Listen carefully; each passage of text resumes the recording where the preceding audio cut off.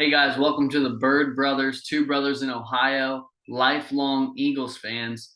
This video, we're going to be reacting to the ridiculously dominant win, the Eagles winning, taking control of the game early and just dominating the Vikings. Ryan, what were your initial takeaways? What did you think of the game? First drive scared me a little bit. First Vikings drive, they kind of went down the field fairly easy. So I was like, well, this is a better offense than the Lions. Like if we get into that kind of shootout with them, it might not be, so good for us. But we settled in. They did what I would expect a team to try to do, and that's contain Jefferson. Um, you know, Slay played out of his mind, and there's people I've talked to some people. There's one guy, he's not a Vikings fan at work, but he's talking about how, you know, he said, well, I love that they let them play a little bit because there's so often where you see, the one where Jefferson kind of shoved off and Slay like just held his hand and like jumped the route and like people were calling for pass interference. Like he's pushing off. What do you want? Like as defenders, they can't do a lot. So I love that he was aggressive in his play style, didn't allow him to do those things. He cut off routes when he read them, just veteran moves. Like especially the pick in the end zone was phenomenal, where he kind of you could see him like staring. He's not looking at his eyes. He's looking like literally directly at his waist, just looking at his hips, and he just like starts going before Jefferson makes that cut. And Jefferson couldn't get in front of him. So phenomenal game planning from there. And then our run defense stepped up big. Dalvin Cook had 6 carries for 17 yards. I think it's 2.8 or something like that yards per carry. I mean, I wouldn't change a thing, man. I think they really game planned well on offense and defense. They took what they gave us, and then when they went single high safety, or they played a scheme where we thought we could beat them deep, we did with Quez Watkins. So very, very happy with the play calling on offense. Very happy with the scheme we ran for defense to try to contain those big playmakers. Yeah, I mean, I really don't have a lot. Time of possession was 36 minutes to 23 minutes. So we ran the ball well. Miles Sanders ran the ball well. 17 carries, 80 yards. So overall, man, I got no complaints about it. Other than I didn't want Jalen Reagor to have 1 carry for 17 yards. Big man Luca. Future Eagles fan right here. He's gonna be an offensive lineman. It's got resemblance of Landon Dickerson. Yeah. Be right back. Let me set him out here. For those of you that don't know, Kyle just had his welcomed his 3rd baby in just a few days ago. Gonna be another future Eagle, hopefully. Coach, maybe player by then. We'll see. Yeah. So sorry about that. And I also, when I was at the hospital, I got in a fight with 10 Cowboys fans, and I won. They did give me 6 stitches here. No, but in actuality, it's my 3rd kid, sidetrack here, but I fainted. Like I watched more than I did the last 2 childbirths, and I don't know, it was crazy. But yeah, so that explains these marks. I didn't get in a fight or anything. I just fainted. That's just stuck with the story. Yeah. But I should have stuck with the Cowboy story. yeah. Okay, so sorry. Darius Slay was dominant. Run defense was much improved. Yeah. Then you were making a 3rd point. Offense, defense, we were prepared on both sides of the ball. Yeah, I mean, I really don't have any complaints. And I went back and kind of went through statistics and team stats and like looked at it, and I have no complaints. I still think we brought up Britton Covey again for this week, which means so a practice squad player can only be brought up temporarily 3 times. So bringing him up this week means we either have to sign him to the active roster, or we have to put him back on practice squad, which makes him eligible to be signed by other teams, and we can't bring him back up temporarily. So I'm curious what they're going to do there. I haven't been crazy about. I mean, he catches the ball. as a punt returner should. But I haven't been crazy about his I guess returns. You know, the move he seems a little bit like almost like frozen at times, like kind of like Quez did. He'll catch a shallow kick return, just kind of run and almost like he's looking for a hole like a running back would when you really that it's just such a fast play you don't have time. So that's been my on the first 2 weeks my complaint really was just we need to find a punt returner that can return punts like well enough to that we know we can trust him to catch the ball, and maybe that's what they want in Britton Covey. Like we know he's going to catch it, and maybe he'll settle in. It's the NFL. It's a huge jump. So but yeah, no real complaints, man. We played phenomenal. I was shocked we handled them that well, but very good coaching that game for sure. Yeah. Side note, guys, go watch Britton Covey return his return skills versus Ohio State Yeah, last year. He was he's an all-American. I think he's two-time All-American punt returner. he, he was dominant. He was they couldn't tackle him. They couldn't hit him.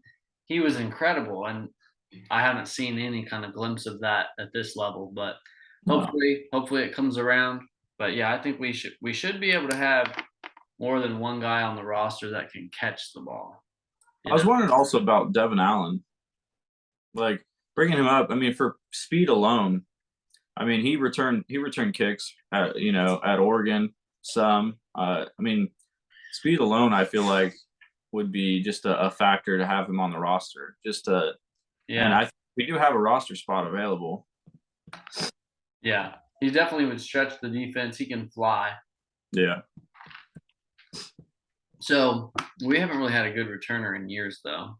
So, I mean, last year Rager was doing it. We haven't had anybody like really effective.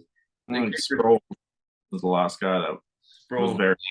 Sproles was good. And the kickoff returns, those are less relevant nowadays because of where they kick off. But yeah, so my biggest things with the game were the run defense was way, way, way, way better. That was very encouraging. You don't want to think that you can't stop the run. Like if you can't stop the run,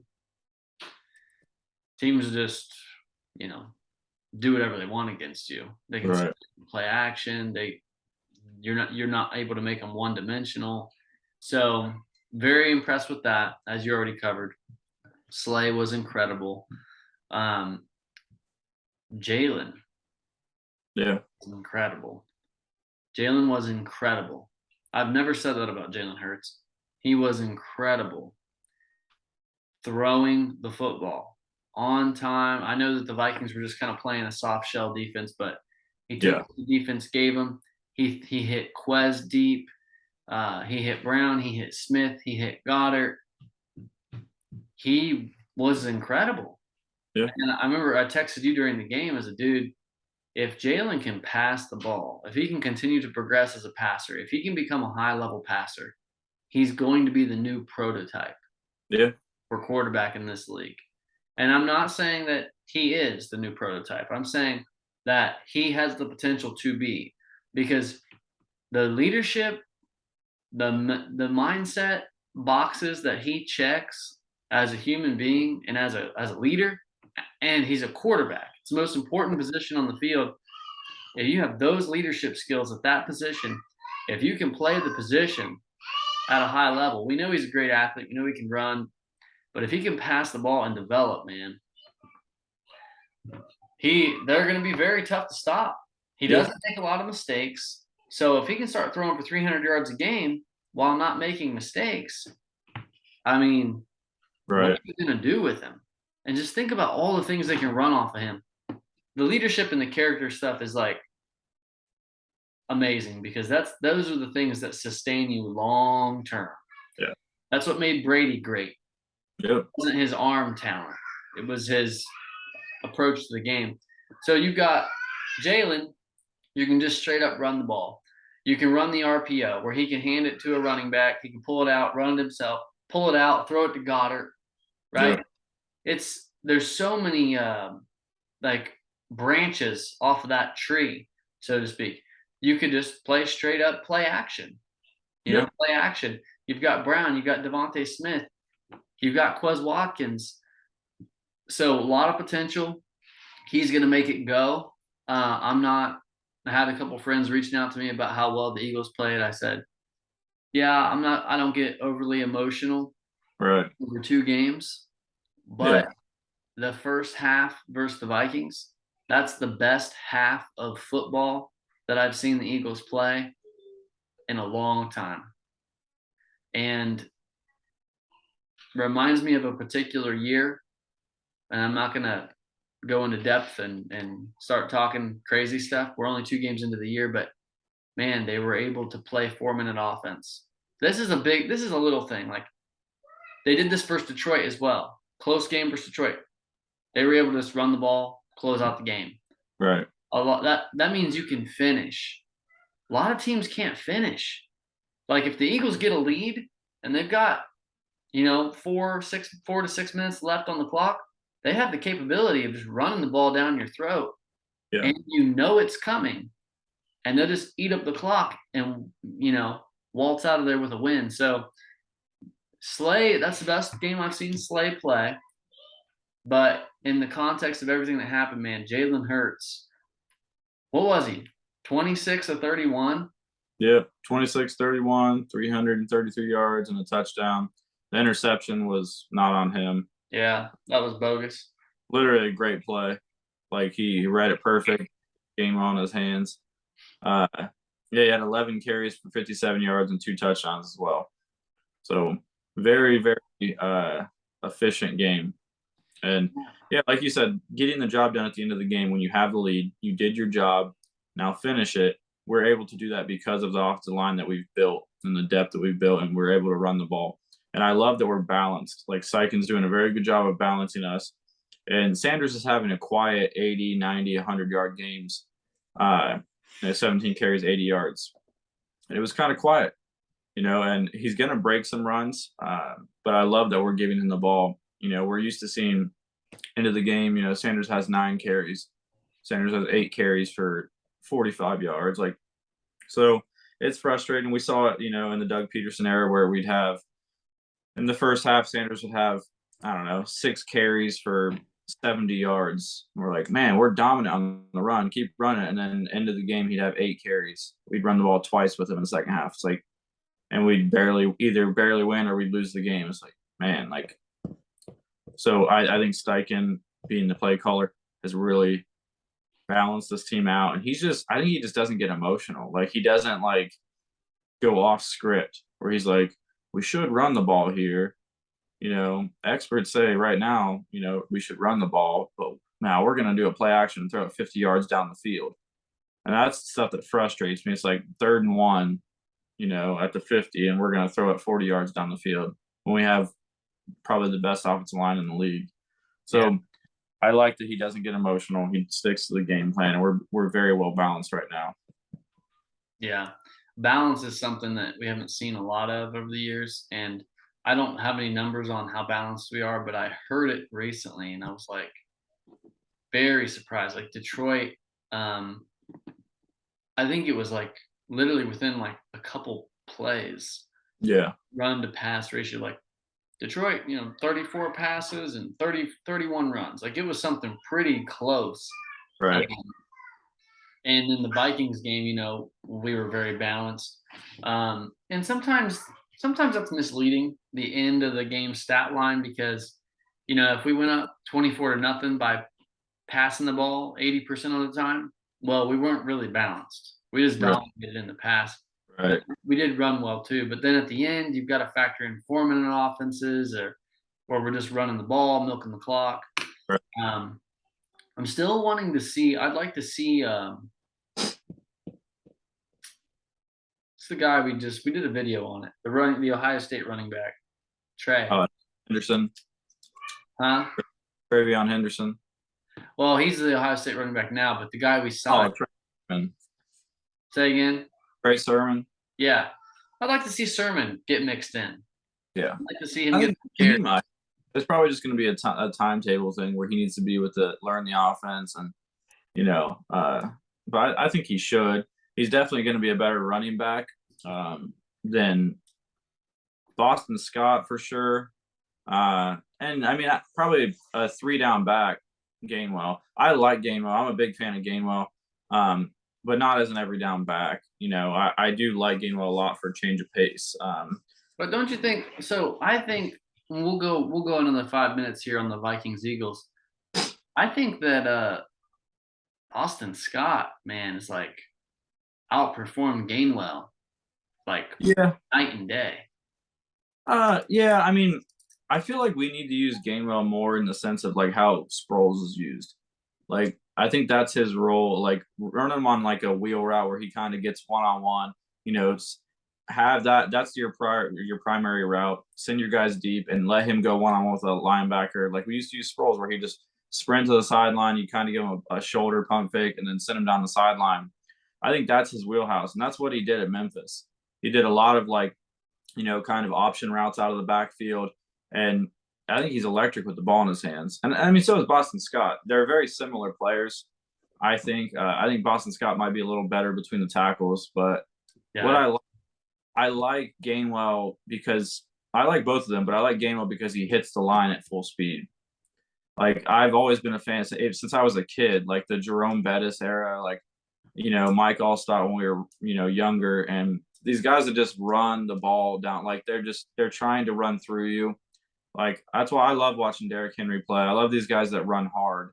And I mean the guys that dance are fun to watch and they're electric, but like I'd rather you just get me 3.5 yards of carry, 4 yards of carry, just falling forward rather than juke because you might get 8 here, but the next play you're getting -2, -1. You're getting back to the line. So I like the idea of just going downhill. And he's got that mentality. He just doesn't have the body for it. he does run hard. Yeah, I like the way he runs. I like that he's downhill, and I love seeing running backs damn near at full speed when they hit the line. Because if you do get through that linebacker, you make one guy miss, you're already at full speed, hitting their second level. So, yeah, again, I think Trey Sermon would probably outperform both of them given the opportunity if he learns the offense and all that stuff.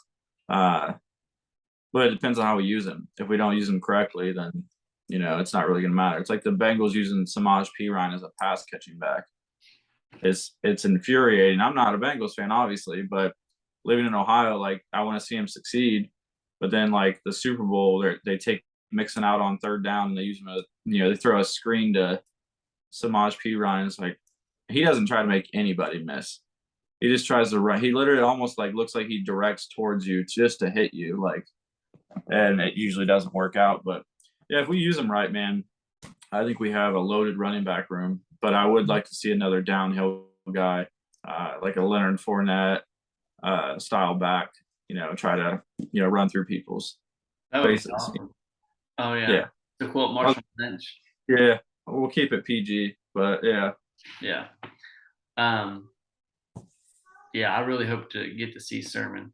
The last thing I'll mention, guys, that I really liked to see was the blitzes. Yeah. Specifically in the red zone, specifically against Kirk Cousins. Like, so Kirk Cousins is a good quarterback, man, and we've talked about Kirk a lot. We've talked about Kirk way more favorably than most people do on this show, but he looked like crap. He looked bad, and he was rattled and started just throwing the ball up. So I really love to see. I think I saw Gannon blitz back to back, two times consecutively in the red zone, and it resulted in an interception from Slay, and it just I loved it. I loved seeing bringing the house, like putting the pressure on the quarterback. Like offense is all timing, and so if you can disrupt their timing, quarterback's they're trying to backpedal, they're throwing off their back foot, they're trying to get rid of the ball too soon, they take a sack, they make mistakes. I like the pressure on them. So that was the last thing that I was area like that, the red zone, like the receivers don't have a lot of room. So I prefer you to bring pressure in the red zone because, for one, we can't play the game where we're not getting pressure and the quarterback's sitting back there for 3 seconds because you're eventually going to get open. it's an offensive minded game. It's hard to cover guys for that long, especially guys like Jefferson, Thielen. So I like the idea of bringing pressure. You're cutting down that time that Slay, Maddox, Bradbury have to stay on their guy, and you're forcing him to either A, take the sack or make an errant throw, and obviously it resulted in a pick. Yeah, I don't put that on Jefferson. Like everyone's like, oh, Jefferson was owned, this, that, the other. Like Kirk Cousins made bad throws because we dialed up blitzes at the right times, and Slay played phenomenal. I'm not saying Slay taking anything away from him, but Jefferson will come out this week and put 200 yards on a guy and 2 touchdowns, because teams won't game plan him well enough. I was surprised they didn't really throw to Thielen. I thought they would target Thielen a lot more. So I think that kind of maybe shows that Bradbury maybe played him very well, or Maddox played him very well, but they didn't seem to target Thielen very much. They threw to their Irv Smith, I think like 8 or 9 targets or something like that, which is fine. That's what we want. If there's someone on your offense that we want you to catch the ball, it's definitely Irv Smith. So, yeah, that's all I got, man. Very exciting game, very fun game to watch. One where you're just kind of tuned in, just like waiting for the next big play. But yeah, I was very excited to come out of there with that type of win. Big time win, man. I enjoyed it a lot. All right, guys. Well, hey, this has been another episode of the Bird Brothers, 2 brothers in Ohio, lifelong Eagles fans. Please like and subscribe. Follow us on Instagram. Ryan, what's the Instagram account? Let me double check. The Bird Brothers. It's the Bird Brothers. Same logo as the YouTube channel. If you, I think there is, like we've seen the YouTube channel. There's Bird Bros. Yeah. Which all pops up when you search. They're actually just 2 brothers talk about actual birds. So that's exciting. But yeah, so it's the Bird Brothers on Instagram. And like I said, same logo as the YouTube channel. Cool. All right, guys. We'll see you next time.